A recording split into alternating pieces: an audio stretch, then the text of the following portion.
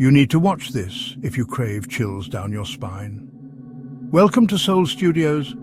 Here, true crime meets the unknown. Suspense lurks in every shadow, and supernatural forces whisper from the dark. We craft chilling, edge-of-your-seat short stories inspired by the eerie, the unexplained, and the most haunting mysteries. 3 new stories drop every week, each one darker than the last. Are you ready to step inside? Subscribe now before the next story finds you.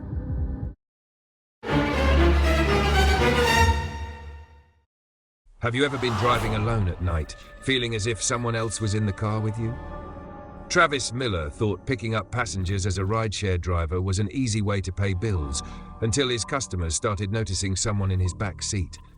Someone pale, dripping wet, and utterly terrifying. As Travis digs deeper into the mystery, he discovers the haunting truth behind his car's history and realizes some passengers can never truly leave. Buckle up, because tonight's ride is about to reveal that the scariest part of the journey isn't what's waiting at your destination, it's what's already inside your car. If you love true horror stories, urban legends, and the eerie thrill of the unknown, subscribe to Soul Studios now. Every ride has its secrets. Can you handle the truth behind the passenger window? The windshield wipers thrashed against a torrent of late summer rain as Travis's sedan sped down a lonely highway. In the back seat, his passenger shifted nervously. Lightning flashed across the southern sky, illuminating the pale face pressed against the rear passenger window. The woman's face was mere inches from the glass, eyes open too wide, lips pulled taut in what might have been a grin or a grimace. For one split second, Travis caught a glimpse in the rearview mirror. A second passenger, a gaunt woman with stringy wet hair clinging to her hollow cheeks. Then she was gone. "Stop the car! Let me out!" The passenger shrieked. A young woman in a damp blue dress, she was trembling violently, her eyes fixed on the empty space beside her. Travis's heart pounded as he yanked the wheel, pulling onto the shoulder amid the downpour. The car hadn't even fully stopped when the panicked passenger threw the door open. She stumbled out into the mud. "Ma'am, wait, what's wrong?" Travis shouted, leaning back to see what she saw.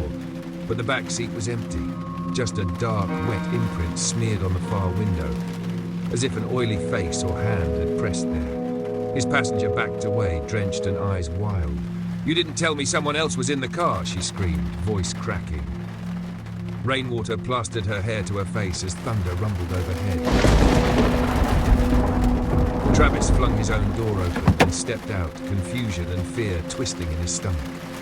There's nobody else," he insisted through the storm, bewildered. The roadside was desolate. In the brief flare of lightning, he could see the empty back seat clearly. The young woman's face contorted between terror and disbelief. She shook her head furiously. "I saw her, sitting right there next to me. Oh God," she looked. The woman's voice died, choked by sobs. She stumbled farther into the night, putting distance between herself and the car. Travis started after her, rain pelting his jacket. "Please get back in. I can drive you home. It's dangerous out here," he pleaded. But the passenger was already fumbling out her phone. "Stay away from me," she cried. In the eerie glow of headlights cutting through the rain, Travis saw pure fear in her eyes. Fear of him or of something in his car. He wasn't sure. A flash of lightning, a boom of thunder, and the woman turned and ran. Within moments, she vanished into the dark tree line off the highway, leaving Travis drenched and utterly alone in the storm.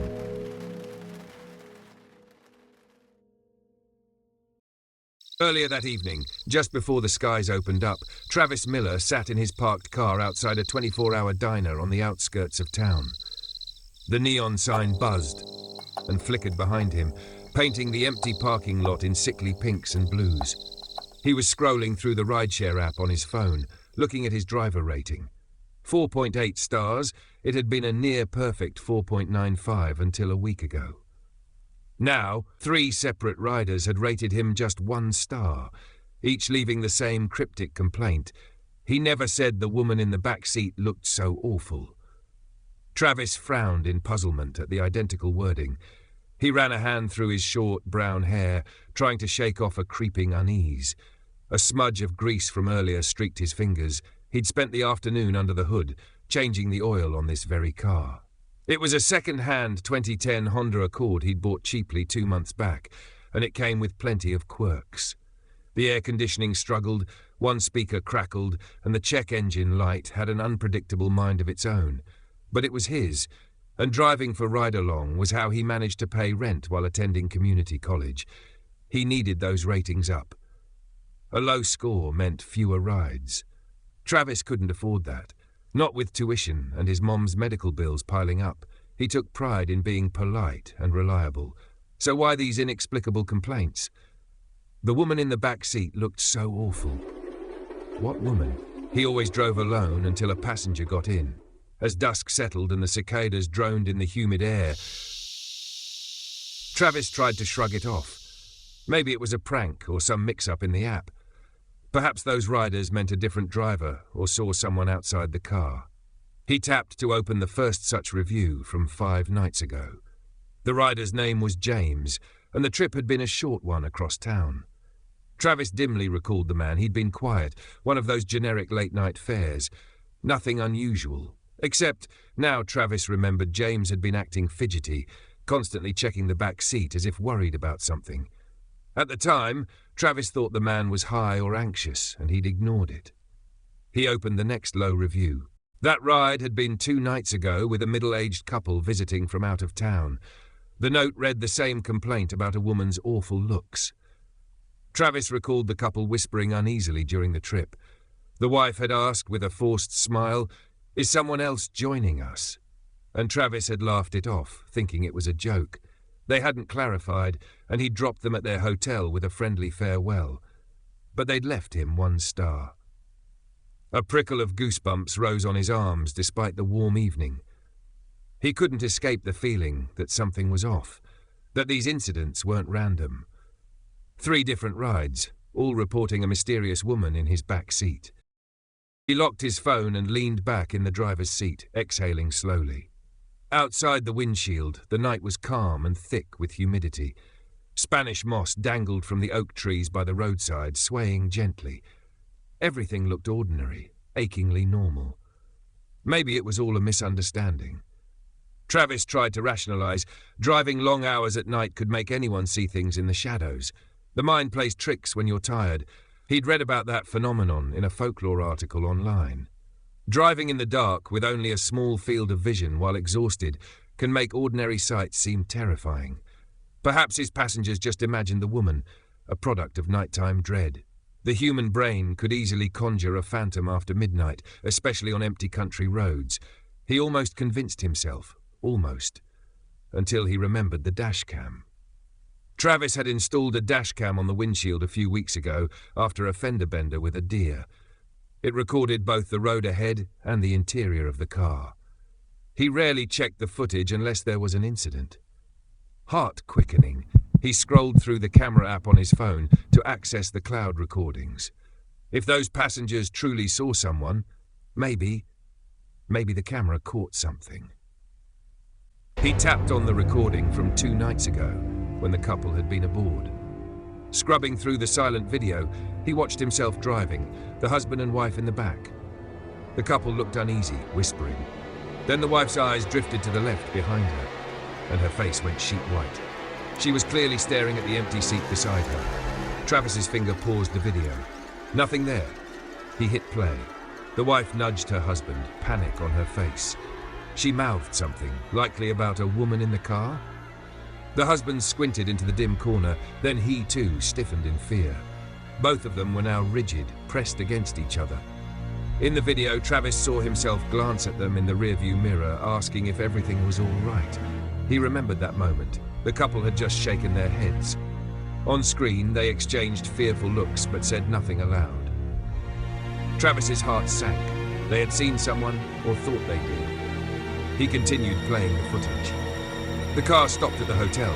The couple got out in a hurry. A second later, the interior camera caught something in the left rear seat. Travis's breath hitched. There, a subtle movement in the shadows just by the window. The feed was grainy in low light, but it looked like a pale blur, rising slightly and then sliding out of frame. A trick of the light? Or someone leaving the car? The timestamp showed it was right after the couple exited. Travis felt ice in his veins. He saved the clip and flipped to the earliest bad review night, 5 days ago, with a man named James. Forwarding through, he saw James sitting in the back right seat, tapping his foot nervously. A few minutes in, James abruptly shifted forward, leaning between the front seats as if he'd seen something alarming behind him. Travis watched himself on screen, chatting casually, oblivious. In the video, James's eyes tracked something unseen behind Travis's own head. Then a glare on the rear window. Was that the shape of a face? A vague reflection was visible for an instant when streetlights passed. It looked like another passenger in the back left, head tilted against the window. The figure was indistinct, but humanoid. James appeared to squeeze his eyes shut in disbelief. When he opened them, the figure was gone. Travis saw only darkness in the back seat again. James had spent the rest of that short ride visibly tense, one hand gripping the door handle. On arrival, he practically leapt out and hurried off without a word. Travis's mouth had gone dry. He rubbed his eyes and replayed that fragment again, frame by frame. On the brightest frame, he could make out long dark hair over the phantom face, features blurry but skin unnaturally pale. This can't be real, he thought. It's got to be a video glitch. Yet 3 sets of passengers had reacted to something that Travis himself couldn't see. All in the same seat, all describing a horrid-looking woman. He closed the footage, his hands trembling. Outside, the rain had begun in earnest, drumming on the car roof. He felt suddenly vulnerable in the empty parking lot, as if unseen eyes were watching from the dripping trees beyond. A memory surfaced. An old ghost story his grandma used to tell. Something about a hitchhiking ghost, a woman in white who would get into cars and then vanish at a certain spot on the road. Resurrection Mary, that was the name. One of those famous vanishing hitchhiker tales from Chicago. Travis had laughed at it as a kid, and at other urban legends of phantom passengers haunting lonely roads across America. Down here in the South, folks whispered their own versions. Like the man who flags drivers on a desolate South Carolina highway, only to disappear when the car passes the site of an old 1950s plane crash. Those were just stories told to make your spine tingle on camping trips. Not real. Not something that could be happening to him.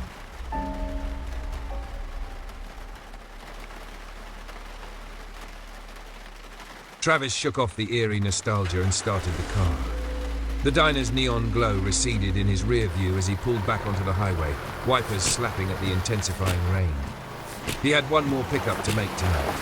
A request had just come in, and despite the creeping dread in his gut, he accepted it. He needed the money, and maybe some normalcy of a routine ride would calm his nerves. As he drove, his eyes flickered repeatedly to the rearview mirror. Darkness and empty seats stared back. The only sounds were the whoosh of tires on wet pavement and the rhythmic thump.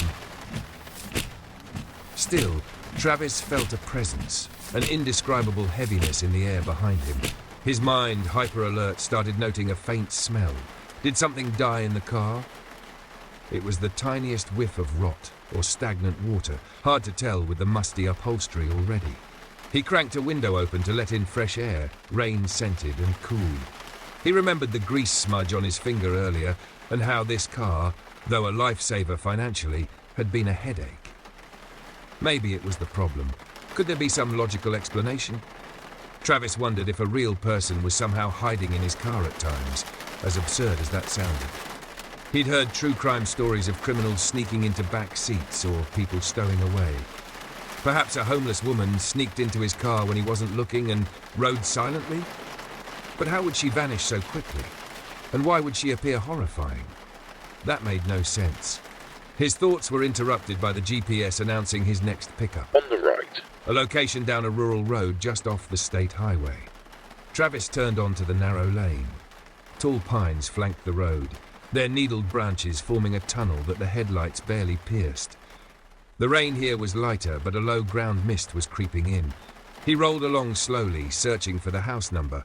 Finally, he spotted a mailbox and a figure with an umbrella near the driveway. He pulled over and lowered the passenger window. A man in a work uniform, a security guard, judging by the patch on his sleeve. "Travis?" the man asked. Travis nodded and unlocked the doors. The guard, middle-aged and heavy-set, folded his wet umbrella and climbed into the back seat on the right side. Water dripped off the umbrella onto the floor mat. Travis gave a polite smile. "Evening. Got a bit wet, huh?" The passenger grunted. "Yeah, thanks for coming out here. Not many drivers this far." He panted slightly, as if out of breath. Travis noticed the name on his work badge was Earl. "No problem," Travis replied lightly. He always tried to chat a little, put riders at ease. They set off down the gravel drive back toward the highway. The man was heading to a residential street on the other side of town, about a 20-minute drive. The first minutes were uneventful. Earl talked about the storm and how his car wouldn't start after his shift, hence the rideshare. Travis nodded, focusing on the slick road. But the tension in his shoulders never eased. He couldn't stop checking the mirror. Each time Earl was there on the right, staring at his phone, and the left side behind Travis was empty. Halfway back to town, the narrow road grew even darker. No streetlights, just the tunnel of trees. The conversation died down and an awkward quiet settled. Travis cleared his throat. "So, you from around here?" Lived here all my life," Earl replied, not looking up. Raindrops spattered the windshield as the downpour intensified again. Travis slowed, visibility dropping. The car's headlights illuminated a wall of rain and the skeletal branches overhead. Suddenly, Earl spoke up, an odd quiver in his voice. "Hey, buddy, you mind turning up the heat? It just got real cold back here." Travis blinked. Cold? It was a muggy August night in the south. Even with rain, it was hardly chilly. But a quick blast of heat wouldn't hurt if the man was uncomfortable. "Sure," he said, reaching for the temperature dial. As he did, he noticed something in the rear-view mirror. Earl rubbing his forearms through his thin uniform like he really was cold. And glancing to his left, to the empty seat behind Travis, the pit of Travis's stomach dropped. He flicked the heater on and forced his eyes back to the road. "This storm can make the air feel weird," he mumbled. The car's fan hummed to life. Warm air began to flow, but Travis himself suddenly felt a chill trickle down his spine. Earl's breathing had changed, growing unsteady. "Who?" the man muttered. "Ah, no, never mind." Travis's throat went dry. He senses something, Travis thought. A drip of sweat slid down from his temple despite the newfound warmth in the car. He dared a quick glance in the mirror. Earl was now sitting rigid, eyes fixed on the left-hand seat beside him. His jaw hung slack, as if he wanted to speak but couldn't. In the dim amber glow from the dashboard, Travis could just make out the man's face, perplexed and afraid. "Everything all right back there?" Travis asked, trying to keep his tone normal. His voice cracked slightly. Earl didn't answer. Instead, he slowly lifted a trembling arm and pointed to the left side of the back seat, right behind Travis. A bolt of terror shot through Travis. His foot eased off the gas instinctively. The car rolled to a crawl on the flooded road. And he jumped at the sound. In that flash of white light, the mirror caught a silhouette in the back seat. A human shape sitting where no one should be. Travis's breath caught. He didn't dare turn around fully. Fear pinned his eyes to the mirror. In its reflection, behind his left shoulder, something moved. A pale form. A face emerging from the darkness. A woman. Her features lit up in the next burst of lightning. Grey-blue skin, hair hanging in wet clumps, and eyes that rolled lifelessly upward. She was leaning forward, her head lolling at an unnatural angle as she pressed it against the window glass.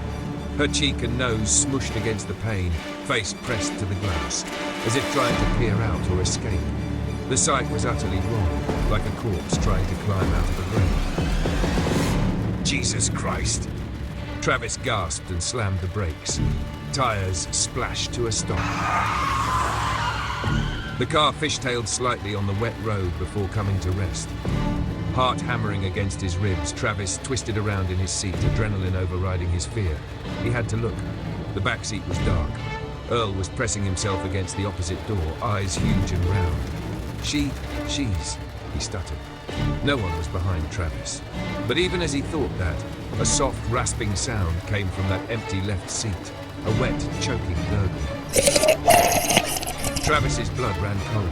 He could hear her, even if he couldn't see her clearly now. The hair on his arms stood up. The temperature had indeed plummeted. He could see Earl's breath puffing white in the dark. Travis fumbled for the overhead light switch with a shaking hand. He flicked it on. The small dome light blinked and illuminated the back. Empty, empty, except for Earl and a spreading puddle of water on the left rear floor mat. Water mixed with something darker. Mud? The stench of stagnant water and decay filled Travis's nose, making him recoil. It was as if a bog had seeped into the car. Earl gagged, covering his nose. In horror, Travis saw wet footprints on the carpet, small and barefoot, leading from directly behind his seat toward the left door. The door was shut, yet the prints vanished right at it, as if someone had walked through the door and out into the storm. The window beside that seat was fogged up except for a clear spot. No, not clear. There was an imprint on the glass. The distinct outline of a human face and open mouth lingered there in smears of condensation, as if pressed by someone impossibly cold and damp. Travis's heart thudded in his throat. This was real. Not a hallucination, not a trick. Something had been in his car. Earl found his voice, a broken whisper. What was that? Who was that? He looked at Travis as though seeing him for the first time, eyes full of accusation and fear. I don't know, Travis stammered. He was shaking so badly he could barely speak. I swear, I don't know her. I didn't see anyone until now. Earl's face hardened. He fumbled for the door handle. Let me out. Let me out now. He burst out, voice rising in panic. Travis didn't argue. He unlocked the doors immediately. Earl practically fell out of the car into the rain. He stumbled away, then turned back, standing a few paces behind the car, drenched and furious. What the hell kind of sick joke is this? He shouted over the downpour, though Travis could hear the tremble beneath his anger. You think scaring paying customers is funny? No, I'm not. I didn't. Travis tried to form a defense, but what could he say? How could he explain what neither of them understood? The sight was utterly wrong, like a corpse trying to climb out of a grave. Earl shook his head vigorously, backing away further. I'm reporting you, you hear? He barked. Stay the hell away from me. With that, the terrified man turned and tramped up the road, wanting as much distance from Travis's car as possible. In seconds, he vanished into the curtain of rain. Travis sat there, stunned, the dome light still on behind him, shining on an empty, wet seat. He realized he was hyperventilating. For a few minutes, he simply stared into the back seat, knuckles white on the steering wheel. No movement, no sound now but the drumming rain. The wet footprints and the face print on the window remained, tangible evidence that this was no mere story or nightmare. Slowly, Travis forced himself to move. He reached back and gingerly touched the backseat upholstery. It was soaked through, as if someone had taken a bath, fully clothed there. His fingertips came away smeared with black, muddy grime. A shudder of revulsion swept through him. Travis turned off the dome light and closed his eyes tightly, trying to think. Who is she? Why was she in his car? His mind raced through possibilities, grasping for something rational. A prank, perhaps? Could someone have snuck a drenched, half-dead woman into his back seat to scare him? That was ludicrous. The passengers themselves had been terrified. No, this was something else. Memory struck. The deal of a car he'd gotten. The Accord had come from a salvage auction in Georgia, he recalled. It had been listed with some water damage, but a clean title. Water damage. Travis's breath caught. Could it have been flood damage or an accident in water? What if a previous owner... He yanked out his phone, hands still trembling, and searched the car's VIN number. A website came up with basic history, previous registrations in Georgia, and an accident record. Yes, there it was. Accident, March 18, 2022, Savannah, GA. The notes were sparse, but one phrase stuck out like a dagger. Single vehicle accident, vehicle submerged. Travis's heart skipped. Submerged. He clicked deeper, finding a local news snippet. A car skidded off a bridge into the marshy river outside Savannah on a stormy night. The driver survived, passenger drowned, trapped in back seat. The car was recovered, declared totaled, then sold for salvage. His vision swam as he read the lines. A name was given for the victim, Lena Portman, 26. She had been riding in the back left seat when the car hit the water. The article described that she was unable to get out. By the time rescuers pulled the vehicle from the swamp, she had drowned. her face pressed against the rear window, desperately seeking air. Travis dropped the phone as if it burned him. He felt sick. The woman in his car, the dripping hair, the cold bluish skin, the face against the glass, it matched the details he'd just read. Lena, was it her? Was she haunting this car? Travis had never believed in such things beyond the campfire tales, but now the spirit of a drowned passenger seemed to be riding with him. Tears mingled with the rain on his cheeks as he thought of her terror, trapped and dying in the dark water, pressing her face to the glass as her last act. That imprinted face on the window, was she reliving that moment over and over? A wave of sorrow and horror crashed over Travis. He whispered shakily into the empty car, I'm sorry. I didn't know. Thunder rumbled in response. He had to do something. Help her, get rid of her, something. Travis realized he couldn't just drive home and pretend this never happened. Lena's ghost was attached to the car and she was scaring his passengers, maybe hurting them. No, she hadn't hurt anyone yet, just frightened them. Perhaps she didn't understand, or perhaps she was still panicking, trapped in the moment of her death. He remembered the folklore note. Ghost stories often tied to real tragedies, giving lost souls a concrete anchor. Lena was anchored to this car, a real tragedy indeed. Travis's jaw set with determination. He had to try to set her free, for her sake, and yes, for his own. He pulled the car back onto the road and made a U-turn. The rain kept falling in sheets as he headed toward the old bridge over Blackthorn River, the nearest water around here. His mind raced. In ghost lore, sometimes spirits need help moving on, like finding their remains or recreating something. Lena's body had been recovered back then, presumably laid to rest. But maybe she was tied to the car itself. If the car went back into water, that was a dangerous thought. Or maybe he could return something of hers to the water. He rifled the glove compartment and center console for anything that might have belonged to a previous owner. Nothing obvious. He'd cleaned the car when he bought it. In the trunk, he recalled a strange find. Under the spare tire cover, he'd discovered a waterlogged shoe in the wheel well. A woman's flat, ruined by water and mud. He'd tossed it out. Was it hers? Possibly. Too late to know now. Another approach. Talk. Ghost hunters on TV always tried to talk to spirits. Right? Travis's hands tightened on the wheel. He felt a little foolish, but he spoke aloud, voice shaking but earnest. Lena, if you can hear me, I'm sorry for what happened to you. I'm sorry you were afraid. If you're still here, I want to help. His words almost got lost in the cacophony of rain. He wasn't even sure if she was present right now. Maybe she only appeared when a passenger was in that seat. But the car still reeked of brackish water, and the chill hadn't entirely left. He took that as a sign. The bridge loomed ahead, barely visible through the storm. It was an old overpass over the swollen river, a place locals rarely used since a newer highway bypass was built. Travis eased onto it, the wooden planks rattling under his tires.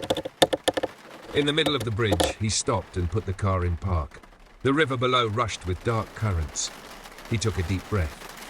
Lena, I think you're stuck here with this car, he said, trying to keep his voice steady. You don't have to be. You're scaring people. You died in a car like this, right? I know it's not fair. It shouldn't have happened. He felt a lump in his throat, imagining her final moments again. The water rising, her pounding on the glass that would not break. A faint sob escaped his lips. I don't know if I can help you move on, but if you need me to say something, do something, please. Give me a sign. For a moment, the only response was the drumming rain. Travis listened, every muscle tense. He was about to speak again when the car suddenly shuddered, as if someone had slammed a hand on the trunk. The whole vehicle lurched. Travis jumped, eyes darting to the mirror. He saw nothing but inky darkness behind, beyond the red glow of his taillights. Then from the back seat came a new sound, a wet rustling. It was the sound of soaked cloth dragging over upholstery. Travis's breath caught. Slowly he turned around. There she was, Lena, Fully visible now, no longer just a trick of shadow or camera. A young woman, around his age, seated in the back left seat. She was wearing a ruined dress, once light-coloured, now stained with mud and algae. Her limbs were oddly limp, as though gravity weighed heavier on her. Water pooled around her bare feet. Her skin had a faint bluish-grey pallor, her head slumped forward, wet hair obscuring her face. She looked exactly like what she was, a drowned corpse animating itself in his back seat. Travis's throat closed in terror, but he didn't look away. His instinct screamed to run, to get out of the car and onto the solid ground of the bridge, away from this impossible thing. But he forced himself to stay. She hadn't attacked him. If she wanted to kill him, she had countless chances before now. Instead, she simply sat, as she must have sat on that terrible night she died. He spoke softly, every word trembling. "Elena, can you hear me?" At the sound of her name, the figure in the back seat twitched. A slim white hand lifted, jerky and unnatural, and pressed against the window. Not in panic, but gently, feeling the glass. The rain outside streamed down the other side of the pane, making it look like tears trailing from her splayed fingers. Travis realized she might not be fully aware of him, stuck in her death state. Summoning courage, he unbuckled his seatbelt and turned his body to face her fully. "Lena," he said again, more firmly, "you don't have to stay here, you're free to go." She moved at that, a swift, twitchy motion. Her head rolled up and back against the headrest, revealing her face in the faint glow of the bridge's single floodlight. Travis bit back a gasp. Her eyes were clouded and vacant, pupils milky. Her mouth hung slack, and water dribbled from a corner down her chin. Yet despite the horrifying visage, there was an expression on what remained of her features, one of deep, abiding sorrow. A keening sound issued from her throat, a muted whine like air escaping lungs long after last breath.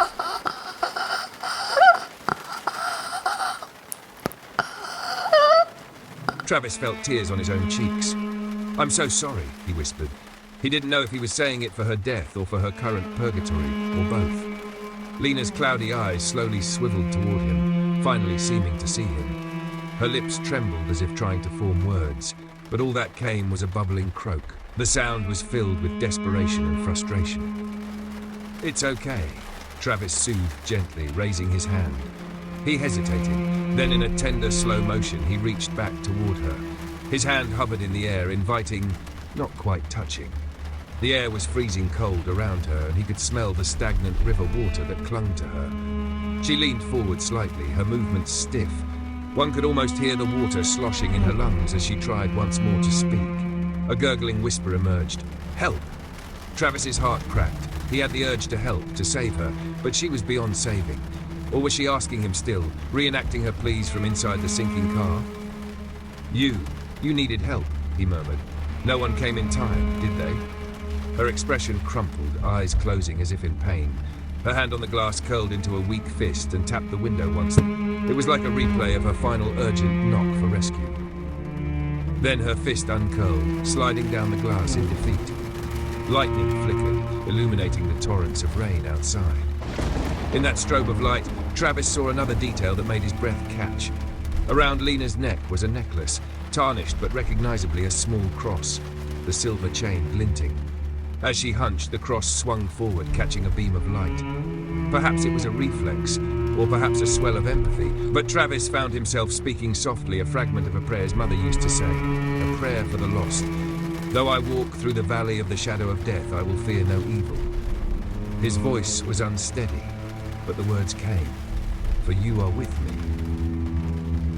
He didn't know if it was appropriate or welcome, but it was all he could think of to bring peace. Lena's dead eyes opened at that, focusing on him with a sudden clarity.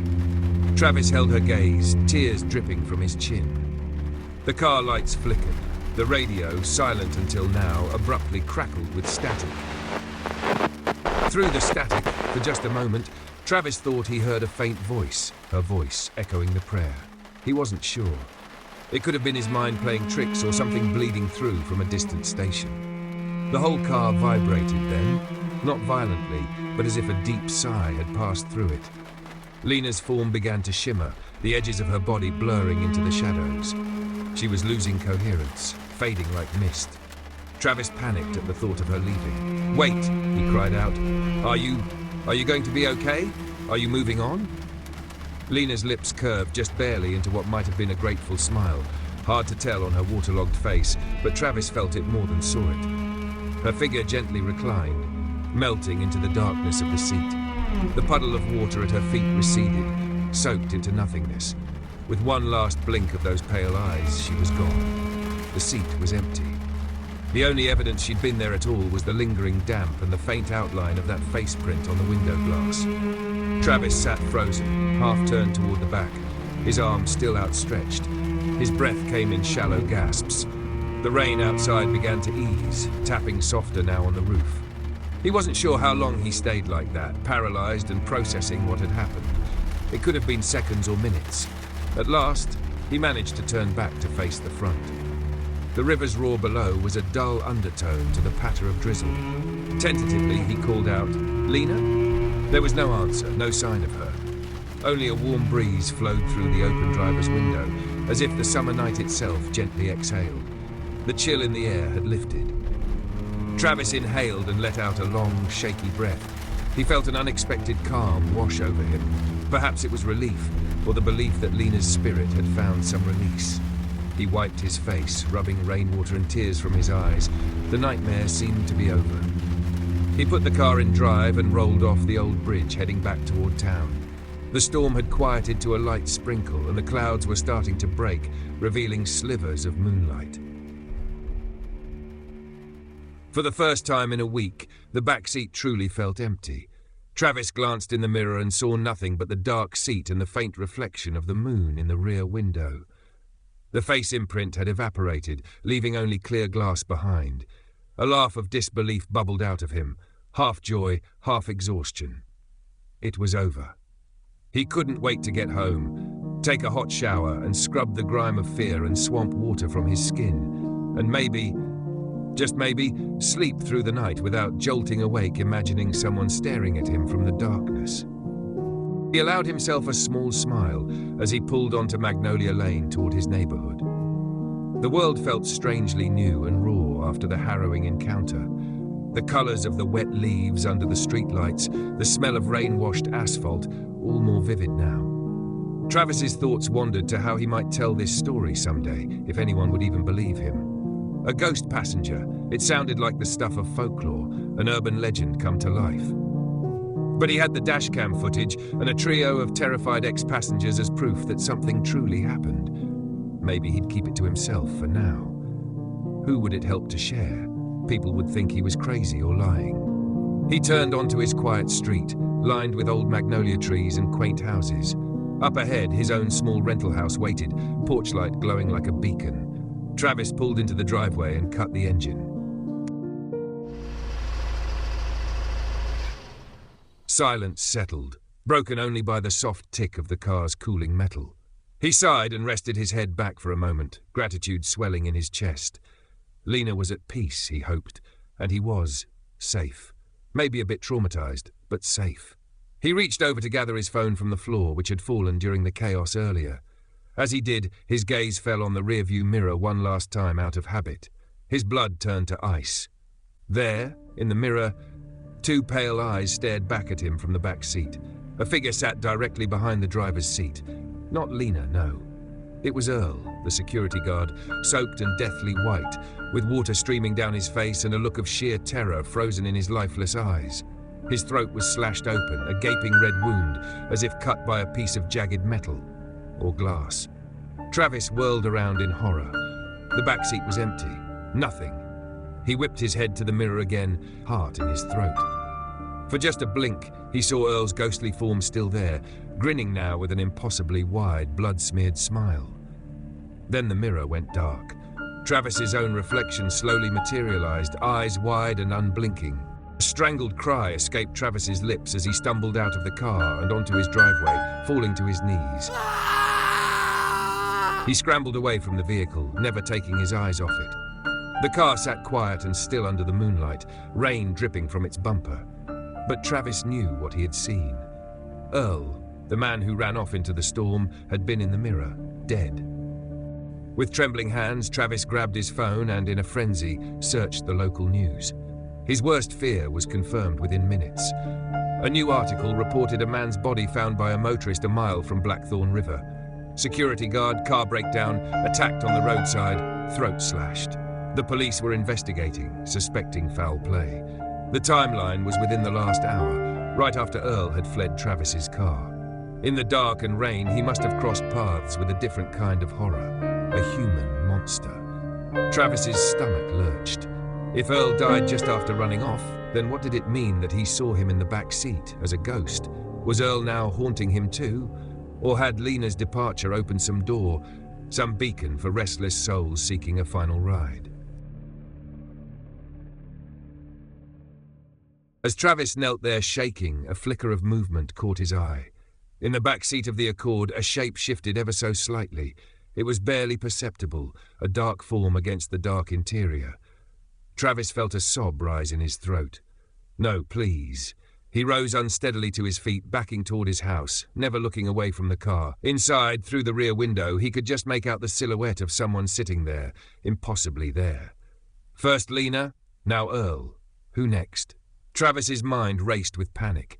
The figure in the car moved again, a subtle lean forward. In the faint glow of the street lamp, a new face pressed against the rear passenger window, gaunt, ghostly, eyes staring straight at Travis. It was a face he recognized, one he saw in the mirror every day. It was Travis's own face, pale and drowned, gazing at him with a sorrowful smile from inside the car. His doppelganger's dead eyes blinked slowly, and its mouth opened in a silent plea, leaving a foggy imprint on the glass. Travis staggered back, heart slamming against his ribs. He wanted to scream, but no sound came. The apparition of himself lingered, hand raised as if beckoning him to come back to the car or warning him to stay away. Travis didn't know which.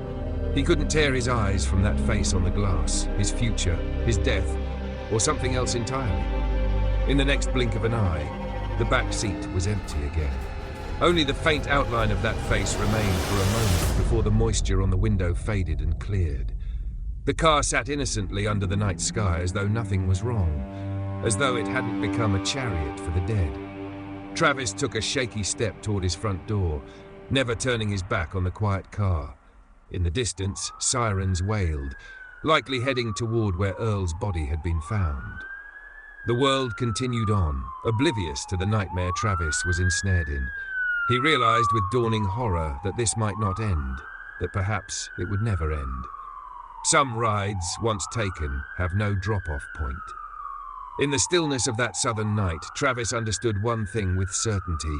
He was never truly alone on the road, and he might never be alone again.